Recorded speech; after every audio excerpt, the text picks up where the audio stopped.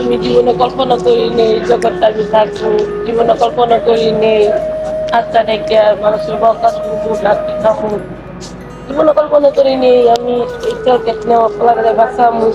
আমার অনেক স্বপ্ন ছিল ভাই জানো, আমি একদিন গার্মেন্টস করবো, আমি আমার মা বাপ মার কষ্ট দুঃখ বুঝবো। তোমার কষ্ট দেখি জানো ভাই, এই রাস্তাঘাটের জগৎটা আমার জানো। আমি যখন আমি আমার মার গর্বের তো আমি যখন আমার মা ট্রেনে, তখন আমার বাপে আমার লগে অনেক অত্যাচার করতো আমার মার লগে।